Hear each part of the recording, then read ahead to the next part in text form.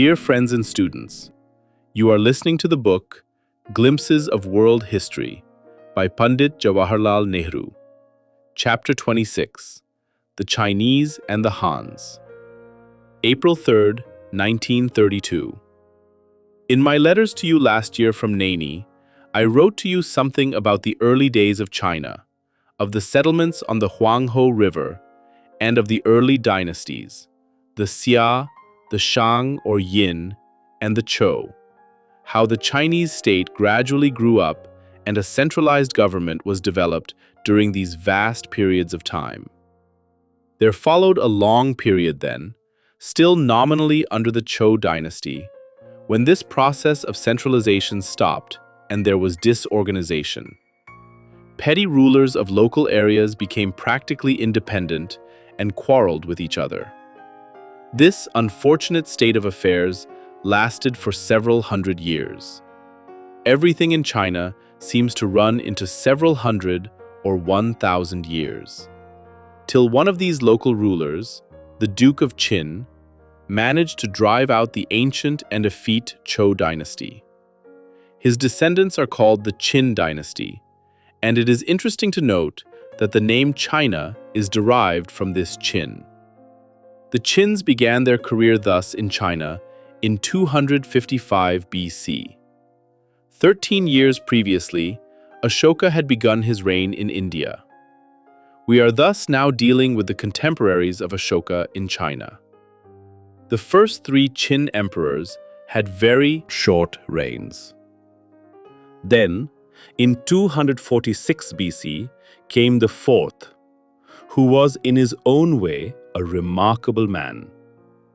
His name was Wang Cheng, but later he adopted another name, Shih Huang-ti, and he is usually known by his second name, which means the first emperor.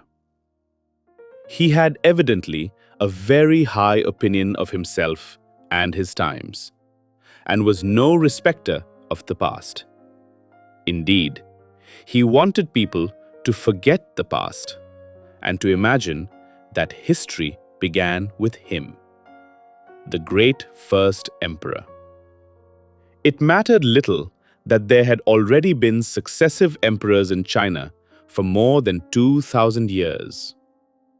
Even their memory was to be wiped out from the land. And not only the old emperors, but all other famous men of the past were also to be forgotten. So the order went forth that all books giving an account of the past, especially books of history and the Confucian classics, were to be burnt and destroyed utterly.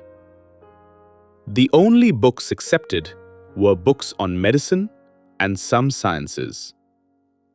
In his edict, he said, "Those who shall make use of antiquity to belittle modern times shall be put to death with their relations."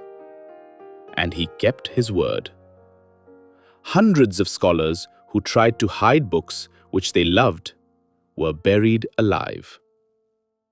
A nice, kind-hearted and amiable person he must have been, the first emperor. I remember him always, and not without some sympathy, when I hear too much praise of the past in India. Some of our people are always looking back to the past, always glorifying it, and always seeking inspiration from it. If the past inspires to great deeds, by all means, let us be inspired by it. But it does not seem to me to be healthy for any person or for any nation to be always looking back. As someone has said, if man was meant to go back, or always to look back, he would have had eyes at the back of his head.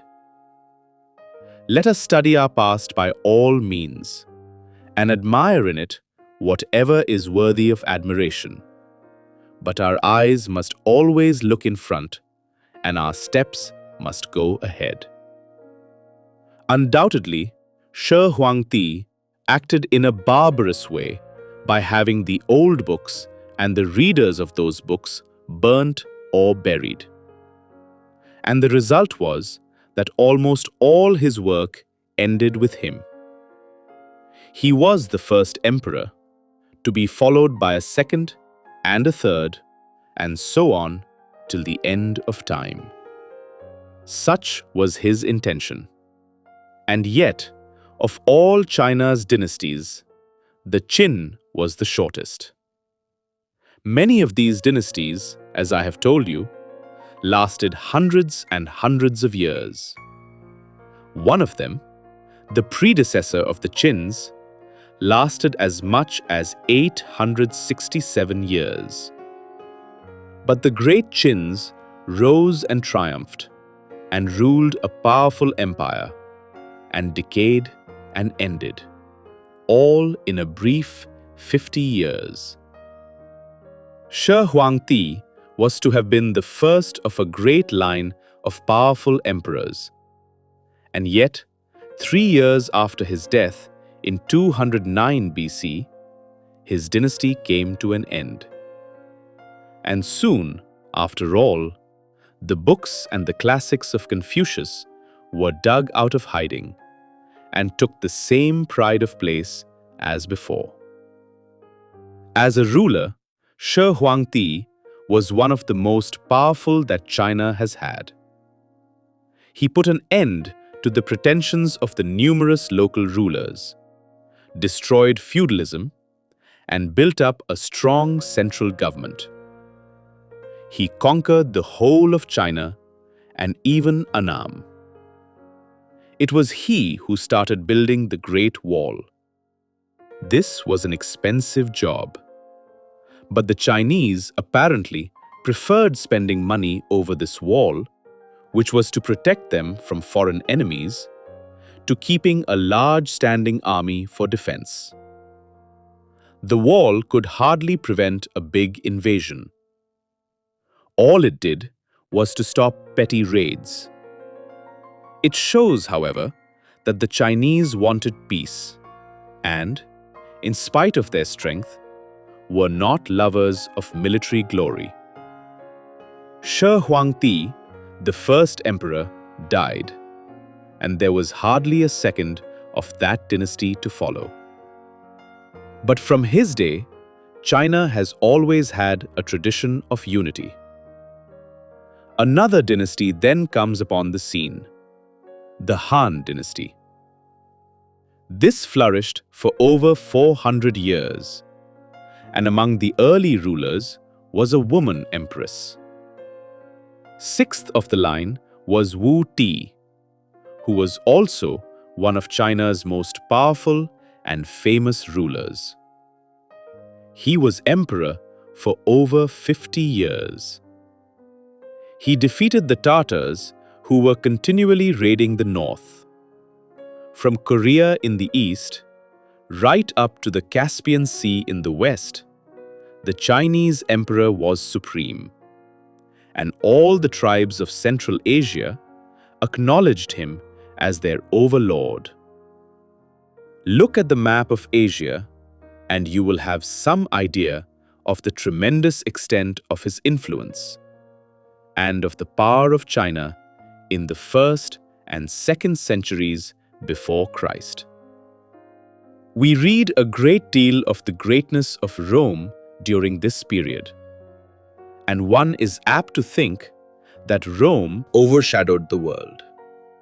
Mistress of the world, Rome has been called. But though Rome was great then and growing greater, China was a vaster and a more powerful empire. It was probably in the days of Wu Ti that China and Rome established their contacts. Trade between the two countries took place through the Parthians, who inhabited the regions called Persia and Mesopotamia today. Later, when there was war between Rome and Parthia, this trade was interrupted, and Rome then tried direct trade by sea, and a Roman ship actually came to China. But this was in the 2nd century after Christ. We are still in the period before the Christian era. Buddhism came to China during the reign of the Han dynasty. It had been heard of in China even before the Christian era. But it began to spread later when the emperor of the day is said to have seen a wonderful dream of a man 16 feet tall with a bright halo round his head. As he saw this vision in the West, he sent messengers in this direction. And these messengers returned with an image of Buddha and Buddhist writings. With Buddhism came the influence of Indian art to China. And from China, this spread to Korea, and from there to Japan. During the Han period, two other important events are worthy of note. The art of printing from wooden blocks was invented, but it was not much used for nearly 1,000 years. Even so, China was 500 years ahead of Europe. The second noteworthy fact was the introduction of the examination system for public officials. Boys and girls do not love examinations, and I sympathize with them. But this Chinese system of appointing public officials was a remarkable thing in those days. In other countries, till recently, officials were appointed by favoritism chiefly, or out of a special class or caste. In China, anyone passing the examination could be appointed. This was not an ideal system, as a person may pass an examination in the Confucian classics and yet may not be a very good public official. But the system was a vast improvement over favoritism and the like, and for 2,000 years it lasted in China. It was only recently that it was ended. Dear friends and students, you were listening to the book Glimpses of World History by Pandit Jawaharlal Nehru. Thank you for listening.